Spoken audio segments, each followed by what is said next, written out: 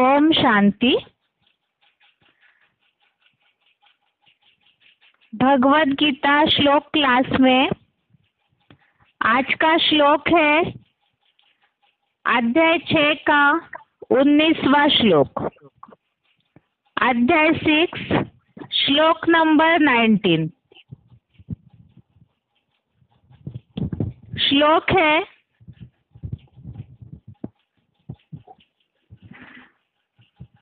यथा दीपो निवातस्तो नेंगते सोपमा स्मृता योगिनो यत चित्तस्य युञ्जतो योगमात्मनः। श्लोक नंबर 19 दोबारा।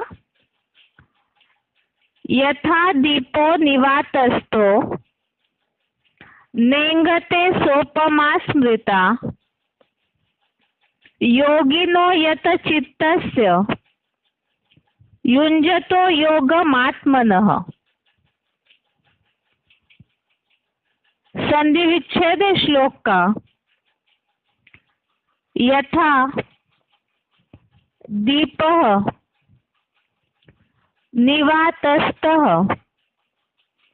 न इंगते सा उपमा स्मृता योगिनः यत चित्तस्य युञ्जतः योगम आत्मनः। संधि विच्छेद दोबारा। यथा दीपः निवातस्तः न इंगते सा उपमा स्मृता योगिनः यत चित्तस्य युञ्जतः योगम आत्मनः। शब्दों का अर्थ है यथा अर्थात जैसे, निवातस्तः अर्थात निर्वात स्थान में, दीपः अर्थात दीपक, नेंगते इसमें दो शब्द है जो संधि विच्छेद में ले देखे हमने। न इंगते, इंगते अर्थात हिलना और न अर्थात नहीं। न इंगते अर्थात हिलता नहीं। तो ये दो शब्द मिलकर के यहाँ शब्द लिखा है नेंगते अर्थात हिलता नहीं। यत चित्तस्य अर्थात वशीभूत चित्त वाली। आत्मनः अर्थात आत्मा का। योगम अर्थात लगाव। युञ्जतः अर्थात जुड़े। योगिनः अर्थात योगी की। सोपमा इसमें दो शब्द है सा उपमा। सा अर्थात वह, उपमा अर्थात उपमा। स्मृता अर्थात याद की जाती है। शब्दों का अर्थ दोबारा। यथा अर्थात जैसे, निवातस्तः अर्थात निर्वात स्थान में, दीपः अर्थात दीपक, नेंगते इसमें दो शब्द है न इंगते। इंगते अर्थात हिलना, हिलता और न अर्थात नहीं। नेंगते अर्थात हिलता नहीं। यत चित्तस्य अर्थात वशीभूत चित्त वाली। आत्मनः अर्थात आत्मा का। योगम अर्थात लगाओ। युञ्जतः अर्थात जुड़े। योगिनः अर्थात योगी की। सोपमा, इसमें भी दो शब्द है, सा उपमा। सा अर्थात वह, उपमा अर्थात उपमा। स्मृता अर्थात याद की जाती है। श्लोक का अर्थ है, जैसे निर्वात स्थान में दीपक हिलता नहीं, वैसे वशीभूत चित्त वाली आत्मा का लगाव परमात्मा से जुड़े तो योगी की वह उपमा याद की जाती है। इसमें क्लैरिफिकेशन सहित अर्थ ज्यादा नहीं है, इसलिए साथ में ही पढ़ा है अर्थ। एक बार दोबारा अर्थ, जैसे निर्वात स्थान में दीपक हिलता नहीं, वैसे वशीभूत चित्त वाली आत्मा का लगाव परमात्मा से जुड़े तो योगी की वह उपमा याद की जाती है। मुरलियों में जैसे कई बार ये बातें आती है, यहाँ तो माया के तूफान है और माया के तूफानों के कारण आत्मिक स्थिति जैसे स्थिर रहनी चाहिए, एकाग्र रहनी चाहिए, वैसे रहती नहीं है। यहाँ जैसे दीपक का उदाहरण दिया है, स्थूल दीपक का, निर्वात स्थान अर्थात जहाँ वायु का नामो निशान न हो, तो ऐसी जगह पे दीपक की जो लो है, दीपक जो जलता है तो उसकी लो हिलती नहीं है, स्थिर रहती है। तो वही यहाँ भी आत्मा रूपी दीपक है, अर्थात आत्मिक स्थिति का जो दीपक है वो स्थिर रहना चाहिए। आत्मा के यहाँ दीपक से तुलना की हुई है, जिसके लिए बेसिक कोर्स में ही हम इन बातों को समझते हैं कि भगवान आकर के आत्मा रूपी दीपकों को जला रहे हैं। और यहाँ ये जो आत्मा रूपी दीपक है, ये सदैव जलता रहे, अर्थात आत्मिक स्थिति में आत्मा सदैव स्थिर बनी रहे। वो कैसे होगा, उसकी ही तुलना स्थूल दीपक से की है। जैसे स्थूल दीपक वायुहीन स्थान जो है, जहाँ वायु बहता न हो, ऐसी जगह पे दीपक की जो लो है स्थिर रहती है। तो इसी तरह से आत्मा रूपी दीपक भी सदैव स्थिर रहे। वो कैसे होगा, यहाँ तो मायावी तूफान है, माया के तूफानों के कारण आत्मिक स्थिति सदैव बनी नहीं रहती है, हमेशा ऊंची नीची स्थिति आती है। अब माया अर्थात देहभान, और देहभान से ही निर्माण होते हैं 5 विकार। इन 5 विकारों के तूफानों के कारण आत्मिक स्थिति स्थिर बनी नहीं रहती है। तो यहाँ ये बात बताई, वशीभूत चित्त वाली आत्मा का लगाव परमात्मा से जुड़े, अर्थात जिनकी मन बुद्धि पूरी तरह से वशीभूत है, इंद्रियों के जो अल्पकालीन सुख है, क्षणभंगुर सुख, उसके पीछे दौड़ती नहीं है मन बुद्धि। तो ऐसी कंट्रोल वाली मन बुद्धि जिन पुरुषार्थियों की है, और परमात्मा से जिनका बुद्धि योग लगाव अर्थात पूरी तरह से दुनियावी सब बातों से आसक्ति हटकर एक भगवान से ही जिनका अटैचमेंट जुड़ जाता है, तो ऐसे जिनका बुद्धि योग सिर्फ भगवान से जुड़ा हुआ है, मन बुद्धि वशीभूत है, देह भान और देह की इंद्रियां, देह भान से निर्माण होने वाले विकारों में चंचलता मन बुद्धि की जाति नहीं है, क्योंकि भगवान से एक बार जिन्होंने बुद्धि योग जोड़ लिया, उस सुख की जिन्होंने अनुभूति की, तो आत्मिक स्थिति सदैव बनी रहती है। ऐसे समय में योगी की ये उपमा याद की जाती है। वो उपमा अर्थात जैसे दीपक निर्वात स्थान में स्थिर रहता है, इसी तरह आत्मा रूपी दीपक भी बिल्कुल स्थिर बना रहे।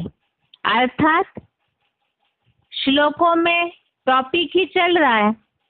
6वें अध्याय का तो हेडिंग है आत्म संयम योग, अर्थात आत्मा को संयमित करना, आत्मा को नियमित करना, एकाग्र करना। वो कैसे? इसके लिए ही अभी तक के जो श्लोक हमने देखे हैं, ये जो श्लोकों का हेडिंग है ध्यान योग का विषय, इसमें जैसे याद में बैठते समय, भगवान से योग लगाते समय किस तरह स्थिर होके बैठना है, और निरंतर योगी बनने के लिए किनका योग सदैव ही बना रह सकता है, उसके लिए अन्न दोष संग दोष पे ध्यान देना, साथ में दिनचर्या सारी एक रस और नियमित होनी चाहिए, जिससे कि निरंतर के योगी बन सकते हैं। अगर खान पान रहन सहन श्रीमत अनुकूल धर्मानुकूल हो, तो फिर उनका चित्त संयमित अर्थात वशीभूत हो जाएगा, और आत्मिक स्थिति में जो स्थिर हो जाते हैं वो इच्छा मात्र अविद्या हो जाएंगे। जब इच्छाएं ही कोई नहीं है, क्योंकि मन बुद्धि तो इच्छाओं के पीछे भागती है। अब जब इच्छा मात्र अविद्या हो गए तो योग युक्त हो गए, जो 18वें श्लोक में उल्लेख हमने देखा है। और ऐसे जो योग युक्त हो गए, बिल्कुल इच्छा मात्र अविद्या हो गए, तो वो आत्मिक स्थिति में स्थिर हो गए। और परमात्मा से जिनका बुद्धि योग जुड़ेगा, भगवान से ही याद के द्वारा जो इस तरह के पूरी तरह से आत्मिक सुख की अनुभूति जो लेते हैं, तो उनका ही आत्मिक स्थिति का दीपक सदैव जलता रहेगा, अर्थात बिल्कुल एक टिक हो जाएंगे। मुरलियों के अनुसार पुरुषार्थी जीवन का लक्ष्य भी शिव बाबा ने यही दिया है कि आत्मिक स्थिति निरंतर बनी रहे। जैसे कि 5वें अध्याय में भी 8वें और 9वें श्लोक में जो उल्लेख देखा, योगी जो अकर्ता है उनके लिए जो उल्लेख है कि सारे कर्म करते हुए भी उस इंद्रिय अपने कर्मों में लगी हुई है, लेकिन उन इंद्रियों में बुद्धि योग भटकता नहीं है, अर्थात देह भान में मन बुद्धि जाती ही नहीं है। इतनी स्थिरता आत्मिक स्थिति की होनी चाहिए, अर्थात मन बुद्धि सदैव ही आत्म ज्योति बिंदु में ही एकाग्र हो। और आत्मिक स्थिति जहाँ है 100%, वहाँ परमात्मा की याद समाई हुई है, ऐसे मुरलियों में बोला है। तो ये श्लोक विशेष कर है कि कितने भी माया के तूफान आए, लेकिन आत्मिक स्थिति का दीपक बुझना नहीं चाहिए। या तो जो आत्मिक स्थिति में इतनी मन बुद्धि एकाग्र होनी चाहिए, जैसे मुरलियों में शिव बाबा बोलते हैं, मिट्टी के ढेले की तरह अवस्था नहीं होनी चाहिए। मिट्टी के ढेले को थोड़ी भी माया की ठोकर लगे, तुरंत टूट के बिखर जाता है। अर्थात पुरुषार्थी जीवन में थोड़ा सा भी कुछ ऊपर नीचे हो जाता है तो तुरंत अवस्था बिखर जाती है, याद की स्थिति ऊपर नीचे हो जाती है या तो आत्मिक स्थिति भी बिखर जाती है, देह भान में आ जाते हैं, तो ऐसे समय में उन्हें योगी नहीं कहे जाएंगे। और कैसी भी स्थिति परिस्थितियां हो, लेकिन आत्मिक स्थिति में एकाग्र जो है, जिसके लिए मुरलियों में बात आती है, उनकी आंखें एकटिक हो जाएगी, बिल्कुल निश्चलता उनके चेहरे से। आत्मिक स्थिति अर्थात ही बीजरूप स्टेज, निराकारी अवस्था, अशरीरी अवस्था, अर्थात देहभान का नामो निशान नहीं। और ऐसे जो पुरुषार्थी जीवन में प्रैक्टिस कर लेते हैं अव्यक्त स्थिति की, बीजरूप अवस्था की, तो उनके चेहरे को देखने मात्र से ही पता चलेगा कि ये अव्यक्त स्थिति में स्थित है। उनकी आंखों की जो स्थिरता है, निश्चलता, एक टिक अवस्था, उसी से पता चल जाएगा कि ये आत्मिक स्थिति में स्थिर है। तो ऐसों को ही योग युक्त कहा जाएगा। और योगी की वह उपमा याद की जाती है, अर्थात जैसे कि बिल्कुल आत्मिक स्थिति का दीपक स्थिर है। ये श्लोक का अर्थ है, जो कि पुरुषार्थी जीवन में ये सबसे ज्यादा लागू होने वाला श्लोक है, क्योंकि ये शुरुआत में भी बेसिक कोर्स में मैं आत्मा हूँ ये पाठ पढ़ाया जाता है। और पुरुषार्थ की अंतिम सीढ़ी ईश्वरीय ज्ञान का सार भी यही है, आत्मिक स्थिति में 100% टिकना। श्लोक का उच्चारण सुनते हैं, उसके बाद पॉइंट्स।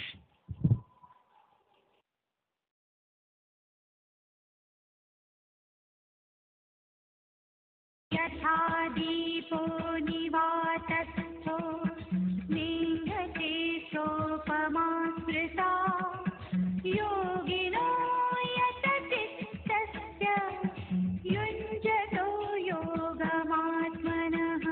जैसे निर्वात स्थान में दीपक हिलता नहीं, वैसे वशीभूत चित्त वाली आत्मा का लगाव परमात्मा से जुड़े तो योगी की वह उपमा याद की जाती है।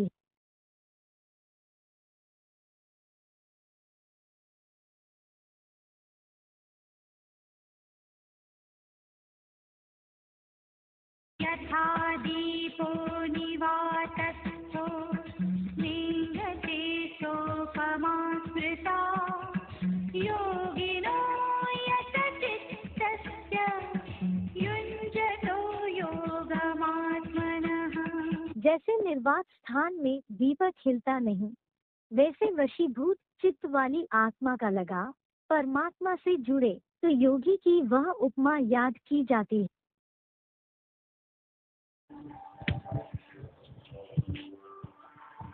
आगे है पॉइंट्स। वार्तालाप नंबर 1224, डिस्कशन नंबर 1224, आत्मा रूपी दीपक न हिलना, अर्थात बिंदु रूप स्टेज।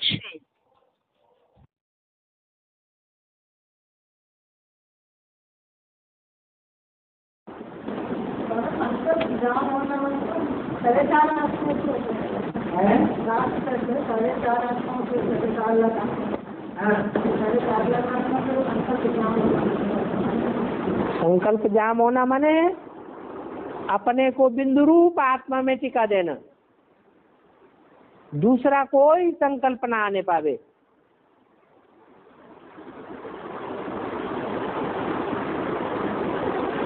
अगर संकल्प विकल्प आते रहेंगे तो आत्मा रूपी दीपक हिलता रहेगा या स्थिर रहेगा? हिलता रहेगा। जैसे गीता में भी लिखा है कि जो आत्मनिष्ठ होती है आत्मा, वो आत्मा जैसे हवा रहते स्थान में दीपक खड़ा रहता है, हिलता डुलता नहीं है। ये माया के झकोरे लगते रहते हैं तो दीपक हिलता है। ऐसे ही ये आत्मा रूपी दीपक तब तक हिलता रहेगा जब तक 63 जन्मों के हमारे पाप कर्म भस्म नहीं होते, वो पाप कर्म माया की आंधी के रूप में हमारी आत्मा को हिलाते रहते हैं। ये माया की आंधी आना तब बंद होगी जब 63 जन्मों के हमारे पाप भस्म हो जाएंगे, फिर आत्मा स्थिर हो जाएगी, संकल्प और विकल्प में हिलती डुलती नहीं रहेगी।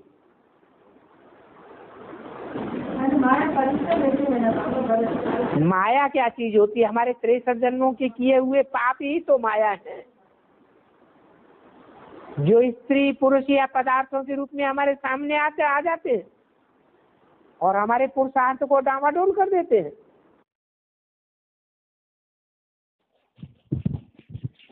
आगे का पॉइंट है वार्तालाप नंबर 1710, डिस्कशन नंबर 1710। आत्मा रूपी दीपक न हिले, अर्थात एकाग्रता की स्थिति।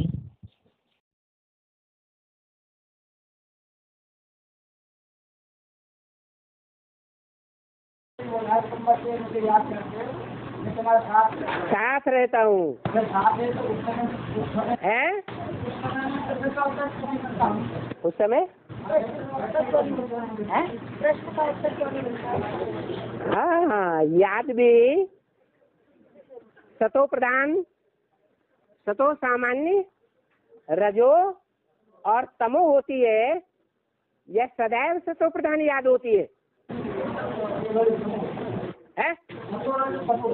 सिर्फ एक घड़ी भी नहीं, अभी 1 सेकंड में सतो प्रधान, 1 सेकंड में तमो प्रधान। घड़ी घड़ी बुद्धि तिरकती रहती है, तो कनेक्शन कहाँ से अनुभव होगा? जितने भी तार हैं संबंध के, देह के संबंध होते हैं ना, वो सारे ही तार एक में जुड़ जाएं।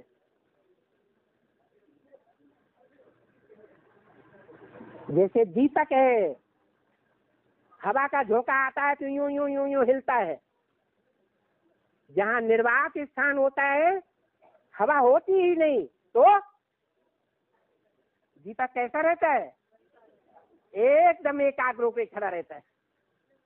ऐसी एकाग्रता की स्थिति चाहिए, उसे कहते हैं बेतार का तार जुड़ गया। जो भी वेरिफिकेशन लेंगे उस वेरिफिकेशन का जवाब भी मिलेगा। लेकिन मुरली में अभी बोला है कि ऐसी प्रेरणा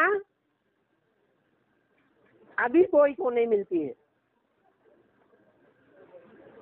ऐसी प्रेरणा देने वाला एक शंकर ही है, जगत पिता, जो पहले पहले जगत माता जगदम्बा को देगा, जो जगदम्बा महाकाली के रूप में सारे असुरों का विनाश करेगी। असुर संहारिणी गाई हुई है, असुर संहारी देवता नहीं गाया हुआ है। ये स्टेज जगत पिता और जगदम्बा से शुरू होगी, हमारे आपकी बात नहीं है।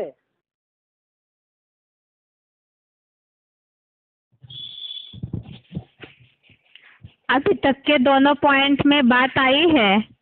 जो श्लोक में बात है, आत्मिक स्थिति का दीपक बिल्कुल एकटिक होना चाहिए, अर्थात माया के कितने भी तूफान आए तो भी आत्मिक स्थिति न हिले, अर्थात एकाग्रता की स्थिति। और एकाग्रता के लिए सारे संबंधों से बुद्धियोग हट के एक तरफ ही, एक भगवान से ही जुड़े, तो वो एकाग्रता की स्थिति से ही अच्छे अनुभव होंगे, जैसे कि बताया टचिंग होना। आगे है वार्तालाप नंबर 1910, डिस्कशन नंबर 1910।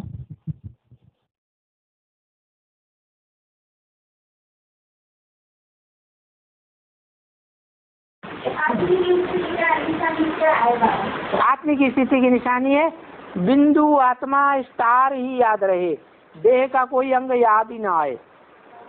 देह के अंग से कोई काम करें लेकिन उस अंग में बुद्धि न जाए। अगर उसमें बुद्धि गई तो इसका मतलब देवान आया। स्टार ही याद रहे, जैसे दीपक, हवा नहीं चल रही है, बंद कमरा है, कहीं से हवा नहीं आ रही, तो दीपक की लौ सीधी जलेगी या यूं ही हिलेगी? है सीधी जलेगी। तो ऐसे ही जो आत्मा है, आत्मा के ऊपर माया का कोई झोंका वार न कर सके। जो का त्यों आत्मा आत्मिक स्थिति में, जैसे सफेद स्टार यहाँ लगा हुआ है, ऐसे बुद्धि में चमकता रहे सितारा, हिल के डुल के नीचे ऊपर इधर उधर इंद्रियों में न जाए। वो जैसे काम में बैठे कर्मेंद्रियां हो चाहे ज्ञान इंद्रिया हो, ज्ञान इंद्रियां भी जैसे कान से कोई आवाज नहीं दे रहा है, कान से अगर कान से आवाज सुनाई दे रहा है और उस कान से सुनने वाली आवाज में हमारा दिल जा रहा है, क्या बड़ा अच्छा लग रहा है, गीत बड़ा अच्छा है, इसका मतलब देवानी है या आत्माभिमानी है? देवानी है। क्या रेलवे स्टेशन पर बैठे बैठे हम कोई अध्ययन नहीं कर सकते? इतनी आवाजें होती हैं, इतना अनाउंसमेंट होता है, बुद्धि उधर जाना जरूरी है। जो किताब हम पढ़ रहे हैं उसमें बुद्धि नहीं लगेगी। अगर लगती है तो परसेंटेज में हम आत्माभिमानी बन रहे हैं कि नहीं बन रहे हैं? बन गए।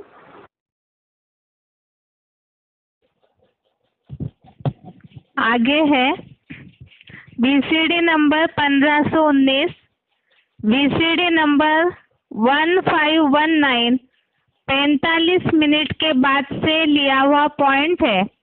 आत्मा रूपी दीपक हिलना नहीं चाहिए, अर्थात निराकारी स्टेज।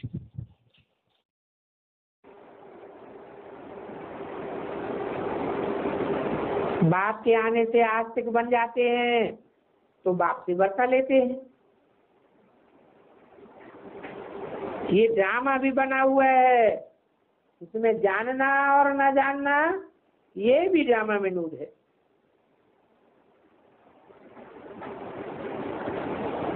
जानने से राज भाग ले लेते हैं और जानते किसके द्वारा है?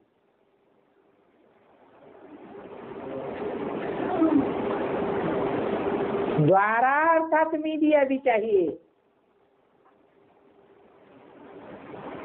और वो मीडिया भी बनता है निराकार, अर्थात निराकारी स्टेज वाला। उनको ही कहा जाता है सारी मनुष्य सृष्टि का बीज। मनुष्य सृष्टि कोई निराकार थोड़ी ही है, मनुष्य सृष्टि तो साकार है, तो बीज भी कैसा होगा? बीज भी साकार ही होगा। वो साकार बीज फिर निराकारी स्टेज धारण करते हैं, तो उनको फिर मनुष्य नहीं कहा जाता है। जो निराकारी स्टेज धारण करते हैं कि तो मनुष्य का तो मन चलायमान रहता है, वो तो साकारी हो गया। निराकारी अर्थात निर्विकारी, निरहंकारी, जैसे दीपक, जहाँ वायु नहीं चलती है तो दीपक स्थिर रहता है, हिलता डुलता नहीं है, उसकी लौ भी हिलती डुलती नहीं है। ऐसे निराकारी स्टेज में आत्मा एकाग्र हो जाती है।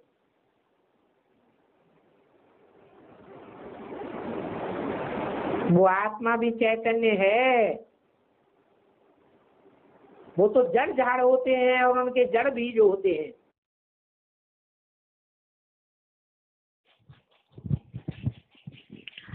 आत्मिक स्थिति की एकाग्रता इतनी अटिकी रहे, जैसे निराकारी स्टेज बताया, तो आत्मा निराकार है। और उस निराकारी स्टेज में जो पहले पॉइंट में हमने समझा कि चाहे रेलवे के प्लेटफॉर्म में भी एकाग्र होकर अध्ययन कर सकते हैं, इसी तरह से दुनियावी जो वातावरण है वो कैसी भी स्थिति परिस्थितियां हो, लेकिन मन बुद्धि की एकाग्रता इतनी निराकारी स्टेज में स्थित हो, जैसे बताया कि बुद्धि में सदैव आत्मा रूपी स्टार जो है वो दिखाई देता रहे, बुद्धि नेत्र आत्मिक स्थिति में बिल्कुल एकाग्र रहे। आगे वीसीडी का पॉइंट है 1773, वीसीडी नंबर 1773, 15 मिनट के बाद से लिया हुआ पॉइंट है। आत्मा रूपी दीपक न हिलना अर्थात निराकारी स्टेज, उसी का अर्थ इच्छा मात्रम अविद्या। जो अमरनाथ का वाइब्रेशन है वो शिव समान होगा या कोई जन्म मरण के चक्र में आने वाली मनुष्य आत्मा के समान होगा? शिव समान होगा। शिव का जो संकल्प है 1936 में जब आया था या नहीं आया था, तो कुछ संकल्प लेके आया था। क्या संकल्प लेके आया था? हैं? क्या संकल्प लेकर आया था? हाँ, 100% अव्यभिचारी दुनिया की स्थापना करके जाना है। तो ये संकल्प हमारा सबका हो। ऐसा संकल्प धारण करने वाले प्रैक्टिकल में कितने होंगे? प्रैक्टिकल में संकल्प 9 लाख। 9 लाख को तो शरीर ही नहीं होगा, है? हाँ, 4.5 लाख होंगे। 4.5 लाख जो होंगे उनका पक्का संकल्प होगा क्या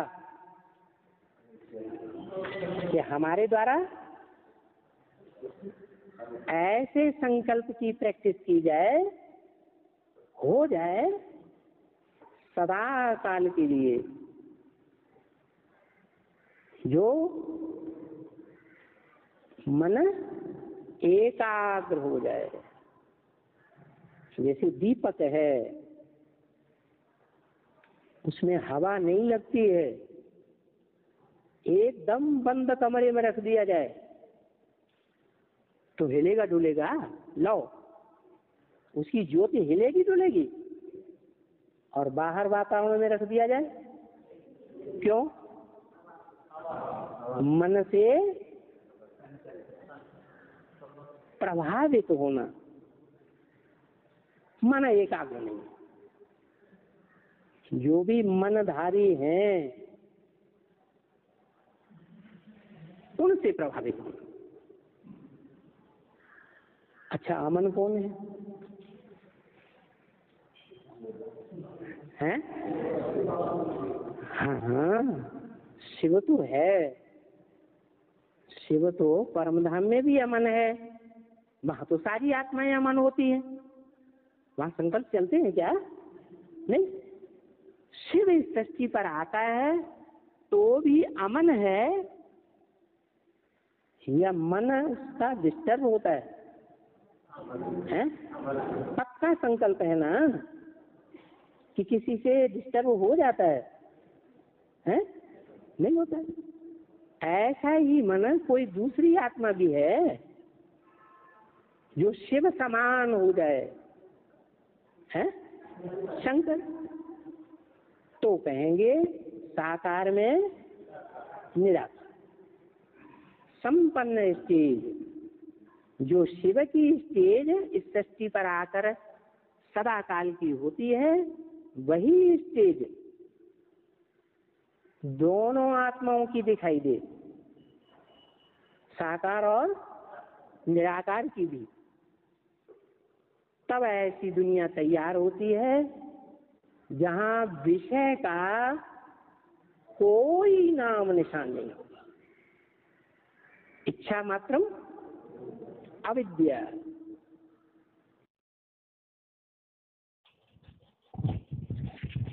आगे का पॉइंट है VCD number 2210, VCD number 2210 46 minute के बाद से लिया हुआ पॉइंट है। आत्मा रूपी दीपक न हिलना अर्थात मन पूरा कंट्रोल। अब ये बात दूसरी है कि पढ़ाई पढ़ने वाले स्टूडेंट्स में एक तो अव्वल नंबर पास हो जाए और बाकी सब फेल हो जाए, तो टीचर की कमी है या किसकी कमी मानी जाएगी? टीचर की कमी थोड़ा ही मानी जाएगी। एक स्टूडेंट से कैसे वो पढ़ाई पढ़ ली? तो जो अव्वल नंबर में आता है वो अर्जुन कहा जाता है। क्या पुरुषार्थ का अर्जन किया? जो पुरुषार्थ संसार में बड़े बड़े महत्वाकांक्षी हुए, हिटलर, नेपोलियन, अलेक्जेंडर, सारी दुनिया को जीतने के लिए निकले थे, वो कोई भी हिंसा के आधार पर दुनिया को नहीं जीत सके, क्योंकि वो सब विकारी थे, कोई की इंद्रियां कंट्रोल नहीं थी। और यहाँ तो गीता में गाया हुआ है, इंद्रिय जीते जगत जीते। और इंद्रियों को कौन जीत सकता है? जो सदा काल की प्रैक्टिस करे, स्व स्थिति में स्थित रहने। मैं आत्मा हूँ, गीता में मिसाल दिया हुआ है, दीपक का मिसाल दिया है। निर्वात स्थान में जहाँ बिल्कुल हवा न चलती हो, ऐसे स्थान में दीपक रखा हुआ होता है तो हिलता डुलता है? ऐसे ही ये ज्योति बिंदु आत्मा, मन बुद्धि रूपी आत्मा बिल्कुल स्थिर रहे बिंदु रूप में, एक सेकंड के लिए भी मन बुद्धि इधर उधर हिल करके न जाने पाए। लगातार आत्मिक स्थिति बनेगी तो क्या होगा? है इंद्रियां चंचलता नहीं करेंगी। उसके लिए मिसाल भी दिया है। महबूब अपनी महबूबा की याद में कारखाना जाता है, कारखाने में जाके उससे पूछा जाता है तुम्हें रास्ते में किसको किसको देखा? कहता मैंने किसी को नहीं देखा। अरे तुम क्या कर रहे थे? आंखें तो तुम्हारी खुली हुई थी। मैं तो अपनी महबूबा को याद देता। तो देखो, ये मन कंट्रोल हो जाए, मन को पता चल जाए कि इस दुनिया में भगवान से ज्यादा सुख देने वाला और कोई है ही नहीं, भगवान से ज्यादा प्राप्ति कराने वाला और कोई है ही नहीं। अगर ये पक्का निश्चय हो जाए मन को, बुद्धि को, तो मन बुद्धि हिलेगी? है नहीं हिलेगी। ऐसे ही बताया।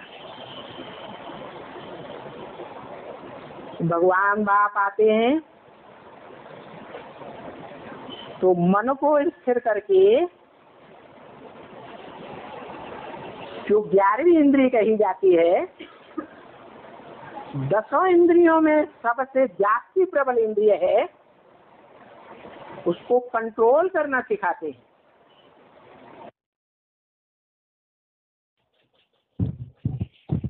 अभी के पॉइंट में जैसे बात आई, जहाँ भगवान से पूरी तरह सुख की अनुभूति करते हैं याद के द्वारा, तो उनकी मन बुद्धि और कहीं भी भागेगी ही नहीं। और जिनका मन पूरा कंट्रोल में है, जैसे पहले पॉइंट में बात आई, देवता सदैव ही आत्मिक स्थिति में रहते हैं, तो यहाँ भी देवता बनने का पुरुषार्थ कर रहे हैं, तो यहाँ आत्मिक स्थिति सदैव बनी रहे, मन किसी से भी प्रभावित न हो। जो अमन है, जैसे उदाहरण दिया, शंकर जो शिव समान बन जाते हैं, सदैव ही निराकारी स्टेज में है। तो इसी तरह से पुरुषार्थी जीवन में भी मन पूरी तरह से एकाग्र हो, किसी से भी प्रभावित न हो, अर्थात ही आत्मिक स्थिति सदैव ही बनी रहे।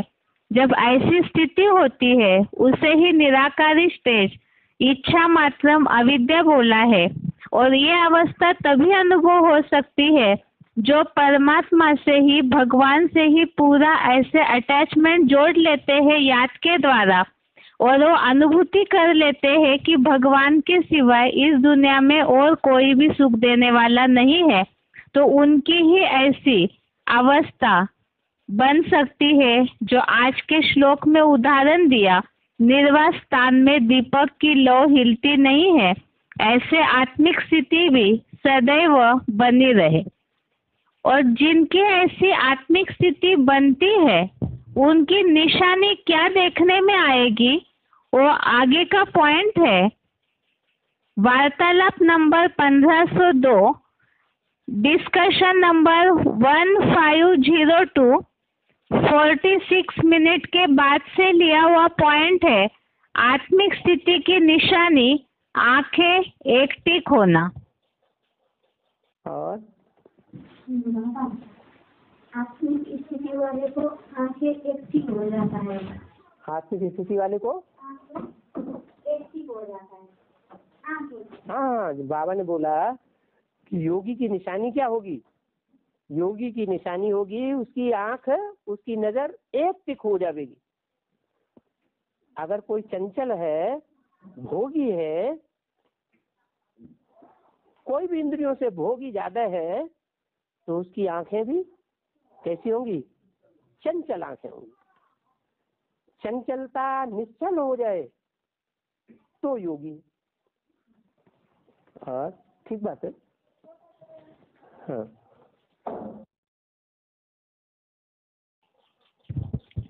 आगे का पॉइंट है वार्तालाप नंबर 1823, डिस्कशन नंबर 1823, 10 मिनट के बाद से लिया हुआ पॉइंट है। आत्मिक स्थिति बनने की निशानी कैसे पता चलती है?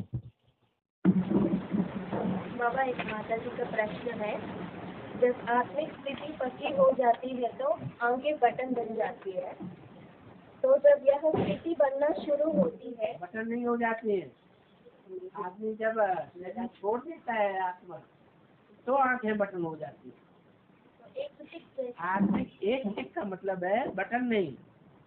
एक टिक हो जाती है तो मतलब ये नहीं कि आत्मा की शून्यता हो जाती है। आंखों में रोशनी रहती है, लेकिन चंचलता नहीं रहती। आंखें ऐसे ऐसे करती है ना, वो नहीं रहता है। इंद्रियों में भी चंचलता नहीं रहती है। आंखों में खास चंचलता नहीं देखने में आएगी। जैसे इब्राहिम बुद्ध क्राइस्ट के चेहरों को देखो, एकदम निश्चल आंखें हुई पड़ी है। और तो जब वो स्थिति बनती है, शुरू होती है, तब कैसे पहचाने कि आत्मिक स्थिति सही दिशा में बनना शुरू हुआ? ये आप तो खुद ही बताते जा रहे हैं। आंखें एक टिक हो जाती है, पहचान।